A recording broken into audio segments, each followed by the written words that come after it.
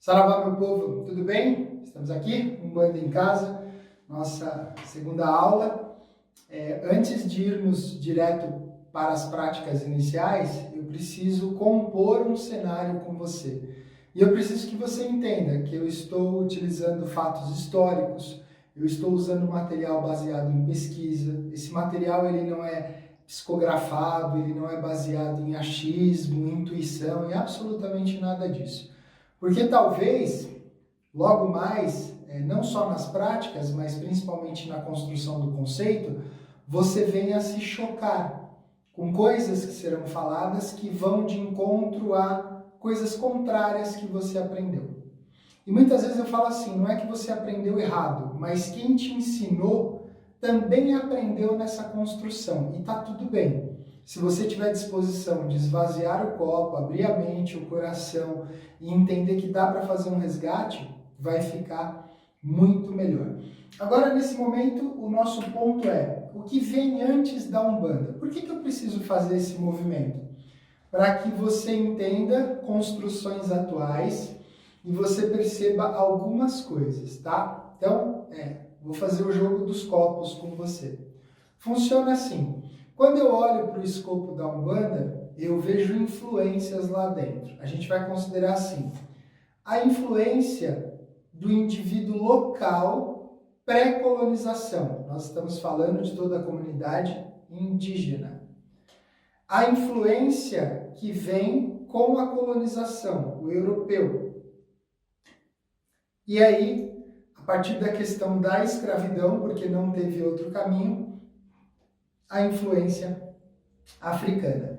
E de certo, o que é importante nesse jogo aqui, né? Vou só fazer uma mudança por causa do tamanho da estrutura. Aqui eu tenho a comunidade indígena, aqui eu tenho o colonizador europeu, aqui eu tenho a comunidade afro que veio com a escravidão. Isso fica assim, certo? Eu tenho a questão do colonizador subjugando o índio, subjugando o africano e fazendo uma cascata da influência cristã sobre ambos.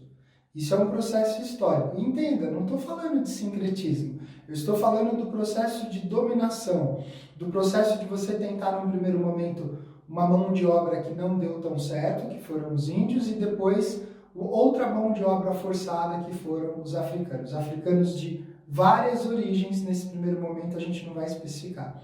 Então esse é o formato. E quando eu falo de onde vem a Umbanda, se você parar para pensar e você associar fatos históricos, isso ainda acontece. Jorge, mas isso é muito sério? Veja, eu não estou criticando a influência cristã dentro da Umbanda. A hora que eu tiro isso, eu preciso desmembrar. Primeiro, quem são esses? Eu fiz aqui uma anotação, né? Caboclo, segundo o dicionário Aurélio, procede do tupi caribocá, que significa procedente do branco. Olha que interessante. O tupinólogo Eduardo de Almeida, ou seja, alguém especializado no tronco tupi, né, na família tupi, defende que, em um primeiro momento, designava o filho do índio com o africano. Jorge, qual a ideia? Nós temos a questão do caboclo na Umbanda, só que ele já é uma figura desassociada dessa matriz, se eu considero essa interpretação. Nós cultuamos caboclos. Como nós cultuamos? A forma original da pagelança. Não cultuamos. Já temos aí um primeiro problema. Segundo problema, quando eu olho para a questão africana. Então eu digo povos que eram livres e foram escravizados. Homens, mulheres e crianças que foram escravizados. Sejam eles da estrutura Banto, né, tradição Angola, que foram os primeiros anos, né, as primeiras viagens, as primeiras embarcações vieram muito povos de origem Banto. E isso diz muita coisa em relação à Umbanda, porque termos e práticas que usamos, elas não são Yorubá, elas não são da cultura de Orixá, elas são da cultura Banto. E depois, na sequência, começam a vir os povos Yorubá. E quando a gente olha hoje na Umbanda, imagina que eu vou transformar esse copo em dois, né? Eu vou tirar aqui a comunidade africana e vou separar ela em dois troncos. Aqui eu tenho o tronco Banto, aqui eu tenho o tronco Yorubá. O que a Umbanda fez? Ela fez isso aqui, ó. Ela calçou a estrutura Yorubá em cima da estrutura Banto. Tanto que hoje nós temos trabalhos com nomenclatura Banto direcionados para a força Yorubá. Parece confuso isso, né? Mas não é. E aí, voltando ao nosso modelo original, deixa eu achar aqui. Esse era o nosso modelo original, lembra? Então, o índio, o colonizador e o africano. O que nós temos? Por que eu falo que isso aqui ainda perdura? E agora eu vou te chamar para uma coisa que eu não sei se você está preparado para esse assunto. O branco, e aí eu estou no meu lugar de fala, e eu posso dizer isso, o branco, ele foi educado, doutrinado e preparado para ser racista.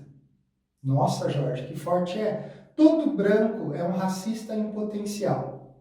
Por quê? Porque ele aprendeu que ele deveria subjugar o negro, o preto, fazendo com que a cultura dele sempre fosse desvalorizada ou colocada em segundo plano. Jorge, isso aconteceu dentro da Umbanda muito e acontece até hoje. Aí eu entro na questão sincrética.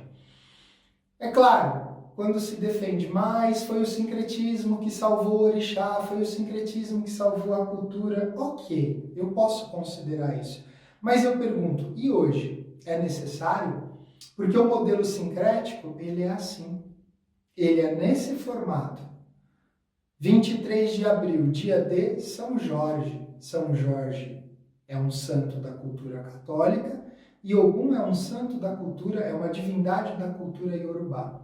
Mas quando eu faço o sincretismo, eu não estou nivelando, eu estou falando, olha, a divindade Yorubá só saiu do cativeiro atrelada a um santo branco de outra cultura. E isso é muito sério. E eu sei que até aqui talvez você tenha sido aquela pessoa que foi ensinada pela sua avó, pela sua mãe, e que não tinha esse viés social. Mas é possível cultuar São Jorge, é possível cultuar Ogum. A gente vai chegar nisso no capítulo dos orixás. Só que a gente precisa entender o quê? A procedência.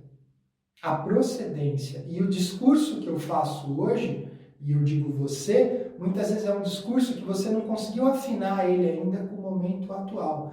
E tudo isso aqui eu fiz para responder a pergunta que eu coloquei ali. O que vem antes da Umbanda? Então, antes da Umbanda, eu tenho esse processo, certo? Só que o que acontece? Do jeito que eu tenho esse processo, que eu empilhei ele aqui para você, ele vai gerando outras situações. Então, pensa, eu vou considerar a macumba carioca na sequência, eu vou considerar as quimbandas na sequência, e eu vou considerar o quê? A Umbanda a partir da coorganização do Zélio. Por que da coorganização? Porque se eu tiro a figura do Zélio, aqui nesse meio, ó, já estava acontecendo quimbandas, macumba, já tinha caboclo preto velho baixando, dando atendimento em movimentos individuais e coletivos.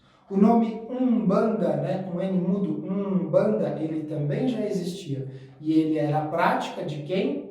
Do tronco de influência angolana, onde o Quimbanda era o feiticeiro. E a sua prática denominada, ó, nasal, Umbanda, era a cura.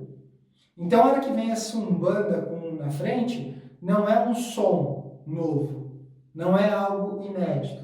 E aí, nessa aula, o que eu vou colocar para vocês? Eu vou colocar o link da palestra com o bisneto do Zélio, para que vocês entendam algumas coisas.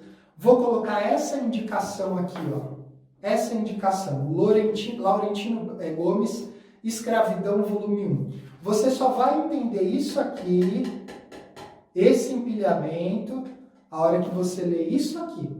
Caso contrário, você vai ficar na questão da crendice popular e você vai continuar sendo uma pessoa que repete coisas baseadas em coisas que te disseram, ou sem fundamento ou sem lastro histórico, tá? E o que vocês vão receber também? Vocês vão receber um link para acessar isso aqui, ó, quando o certo é errado e o errado é certo. Reiniciações e peripécias de Exu no Brasil. Sempre recomendo inicial, né? Essa é a capa, vocês vão receber a orientação. Esse é um trabalho de conclusão de curso da Ana Cristina Zecchinelli Alves. E ela faz essa construção daqui para cá. Ela fala dos movimentos da Quimbanda, ela fala do Zélio, ela fala da questão da Umbanda e ela começa a dar um mapeamento através de diversos autores da Macumba Carioca. Jorge, por que tudo isso? Agora eu chego com vocês aonde eu quero. Se a Umbanda, né, se tudo isso vem antes da Umbanda, existe uma coisa que é o que vai ser muito importante aqui no curso, tanto para mim e para você, que a gente vai considerar antes de tudo isso. Absolutamente antes de tudo. E para isso eu vou deixar um único copo. Aquela bagunça que eu fiz aqui, o que você vai levar em consideração? Esse copo aqui. Se você aprender a respeitar esse copo, você vai olhar com olhos diferentes para as outras estruturas. Esse copo aqui representa a sua ancestralidade. Representa que nos últimos 300 anos, mais ou menos, a sua família foi constituída por aproximadamente 4.196 indivíduos, pessoas. E quando você esquece disso, você provavelmente está cultuando de forma indireta, talvez, a ancestralidade de outras culturas ou outras pessoas.